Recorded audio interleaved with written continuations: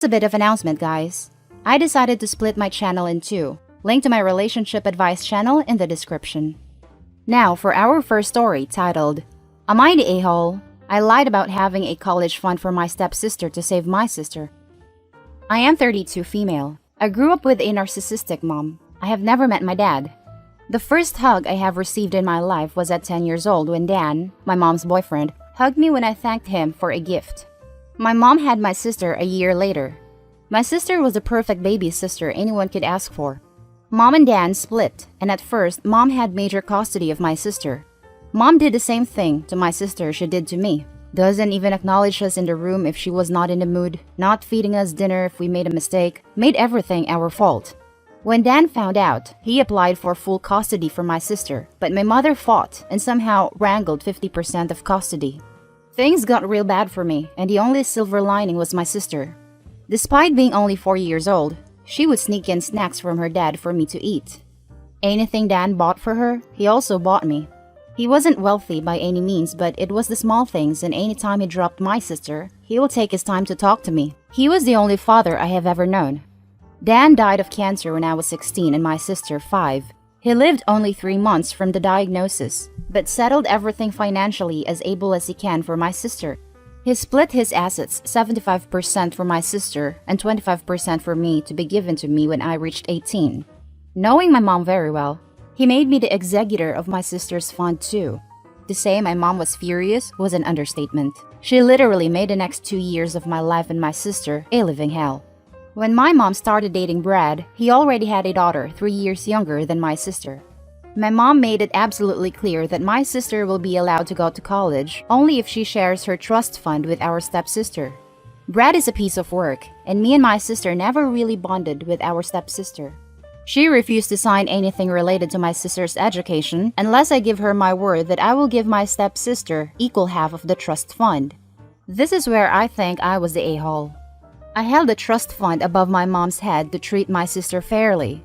I repeatedly told them I will give my stepsister half the fund until my sister was 18 and moved to college. Once she moved out, we both cut any contact we had with our mom and blocked her. I made my sister give her the wrong college info so our mom couldn't contact her. I have found out through few friends my mom didn't know I have that my stepsister couldn't get into any college because she didn't want to apply any loans and she is very depressed. I know I misled them, but I honestly wanted my sister to be safe. Am I the a-hole for causing my stepsister's depression and robbing her of college? Edit. Thank you everyone for your reassurance. I showed this post to my sister and the only thing she had to say was, duh. We both have discussed and decided to not contact our stepsister. We were never close to her, and my friends back there can safely get any message to her without dragging our mom into it, which is the last thing we both want. That's the main story. Now let's read the top comments. Not the a-hole. You did what you needed to do to protect your baby sister, and for that, you should be proud. Your mother was trying to deny her the right to an education in order to rob her.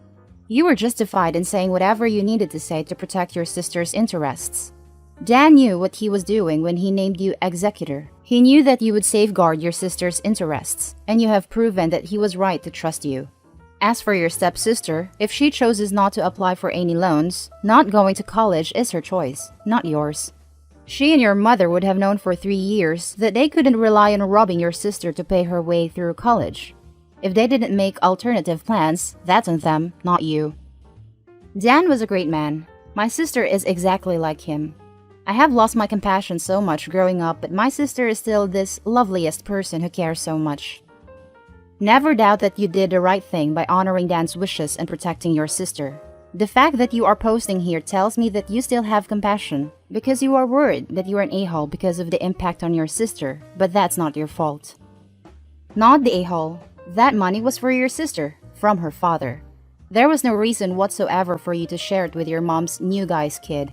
Stepsister not going to college because she didn't want to apply for loans is on her. I understand the blow of learning that she isn't getting money that you told your mom she would receive, but you did that to try and keep the peace in what sounds like a shitty home. It also seems like stepsister lived with mom long enough that she should have known better than to trust anything that came out of her mouth. Even if OP had split the funds, I think there's a non-zero chance that mom would have kept the money for herself. Doing the math here, You are 32 and 11 years older than your sister, so she is 21. Your stepsister is 3 years younger than your sister, that makes her 18. You didn't rob your stepsister of college. Where is Brad, your stepsister's actual father in all of this? Why wouldn't he be responsible for helping her in her education? She can start with community college and have her father sign for financial aid. Neither you nor your sister have anything to do with your mother and her family since your sister left for college, right? Your stepsister was a casualty to your mother's narcissism and her father enabled it, not the a-hole. Exactly. And they had 3 years from the time the two broke contact with mom, Brad, stepsister. If they didn't apply for loans in those 3 years, that's completely on them, not an OP for misleading them. And now for the next story titled, Am I the a-hole for not giving younger sister more inheritance? I, 46 female, recently lost both of my parents in quite quick succession. They both died peacefully of natural causes/old age. I have an older brother, 47, and a younger sister, 32. Yes, I was 14 when my sister was born. She was a menopause baby. In fact, my mother thought that most of her early pregnancy was symptoms of menopause. We were all excited to have a new baby though, especially me, as I was the youngest of all the cousins and none of my friends had young siblings when we were growing up. My parents were always very fair with all of us when it came to money and time spent with us. They encouraged our hobbies and liked to spend with us. Our dad died first and everything went to our mom. When she died, everything was split between the three of us, apart from things that were stated such as a set of golf clubs going to my brother and jewelry left specifically to my sister or to me. We decided to sell our parents' house and split the proceeds equally as none of us wanted to live in it. Last week, my brother and I received an email from our sister. She believes that she should be given more inheritance money or the entire proceeds of the house sale. Her reasoning for this is that, as she is so much younger than my brother and I, she got to spend less time with my parents whilst they were alive than we did. Somehow, she reasons that this is fair. My brother and I think this is absolute nonsense. Our parents were clear on splitting things equally. We both left home when we turned 18 to go to university and we're lucky that we didn't need to return home for a while to save money or anything like that. My sister lived with our parents until she was 25. My brother and I have agreed we are not giving our sister any more of our share of the inheritance, which isn't much anyway, and the proceeds of the house will be split 3 ways as specified in both of our parents' wills. She has said we are selfish, and she is owed this because she didn't have as much time with our parents. I don't feel like I am in the wrong here, but a few of my friends have suggested I make a token payment to keep her happy. I don't think she would be, unless it was a significant portion of my inheritance or my share of the house sale. Am I an a-hole for not wanting to give my sister more money just because she is younger than me? Edit. Thank you very much to all of your condolences. Becoming an orphan is very hard at any age, it seems. I am thinking that I will speak to my brother about talking to our sister about getting some sort of grief counseling and offer to go with her. It might be a way of finding out if there are any other issues that we don't know about as outwardly. She is a successful professional. If there is something wrong, then we will offer our support. I love my sister very much, and I don't want to end up estranged over this, especially during a time of grief. Now let's read the top comments. Not the a-hole.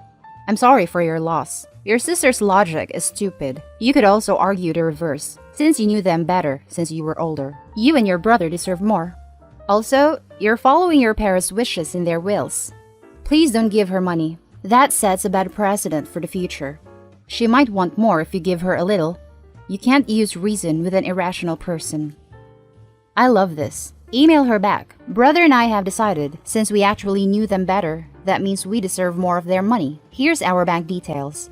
Please transfer 2/3 of your inheritance ASAP. Also, they moved out at 18, where baby sis moved out at 25. So, she's actually the one that had more time with the parents. This fact actually makes her argument completely invalid. You know, I never even thought about it like that.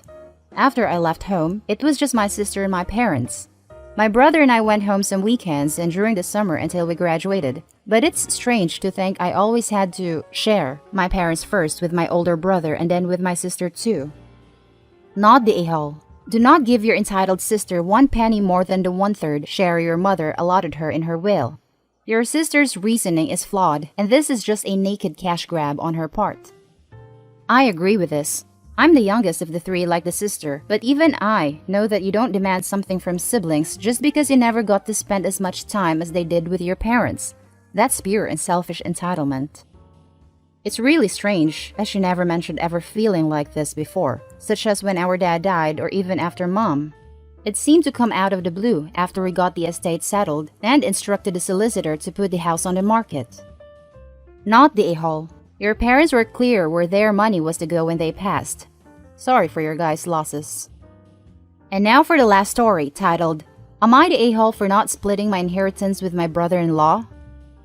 First of all, my English is not good. It's not my native language. I'm sorry in advance for any grammatical error. I, 32 female, am married to my husband Andy, 35 male, for 5 years. A year after our wedding, my mother-in-law passed away. I told my husband we should ask his dad, Jacob, 71, to live with us or with his sister, Monica, 38. I think it's the Asian in me that makes me feel we are obligated to take care of my father-in-law. My husband called her sister, Monica. She lives in Massachusetts, and we live in Indiana. Her husband, Arthur, was against this idea. He told us they have no room in their house. They have an extra bedroom, but it's for guests. Arthur insisted to just move Jacob to a retirement house. Arthur also told us how when Andy and Monica were a kid, Jacob was busy, strict, and they don't have the best relationship. Andy then said, yeah, Dad was strict, and sometimes he said something cruel, but that is the past, and he is a different person now. I then asked, will it be okay with them if we ask Jacob to stay with us? They said yes. When we asked Jacob if he wants to move with us, he was grateful, but declines the offer. 4 months after our conversation, I gave birth to our baby boy. Jacob visited us, and he changed his mind. He chose to stay with us, and we could not be happier. Since last year, Jacob's health has been declining.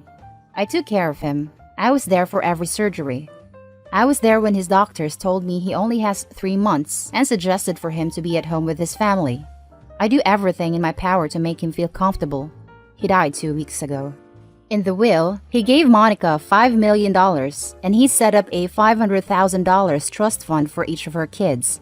They have 2 kids. He gave Andy $3 million and a cabin in Aspen, Colorado, worth around $2 million. He knew Andy will enjoy the cabin in the winter. He also set up a trust fund for our kid, $500,000. He gave me $5 million too. He wrote that he is grateful Andy found me and that he loved me like his own kid. I cried when I read the will. Yesterday, I received a call from Arthur demanding me to share my inheritance with him. He said that he is entitled to half of my inheritance because he is with Monica longer than Andy with me. They need more money because they have more kids. I was shocked and told him I'll discuss it with Andy. Arthur starts cursing at me and said that no, I don't need to discuss this with my husband. It's between me and him. I hung up. Arthur even told Andy's cousins how it is unfair, how they should get some of the inheritance too. Most of the cousins disagreed with him, but there is one cousin, Jake, 35, that feels he is entitled to some of the inheritance. They've been calling me a greedy a-hole. Andy told me to do what I want with my money, but he reminds me that his dad wants me to have this money, not Arthur or Jake. My gut told me not to share the inheritance, but I'm sick of the calls and texts. I am still grieving, and I want to keep the peace in the family. I am torn. Am I the a-hole if I don't share my inheritance? Now for the top comments of this post. Not the a-hole.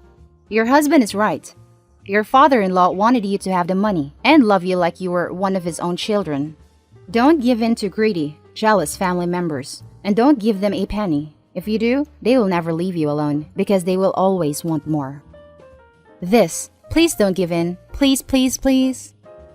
Not the a-hole. It's yours. You just lost someone you cared about. They lost a family member. Is money seriously all they care about?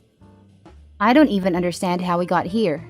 Yesterday morning, I made a cup of tea and brought it to what used to be Jacob's room. Then it hit me again that he is dead.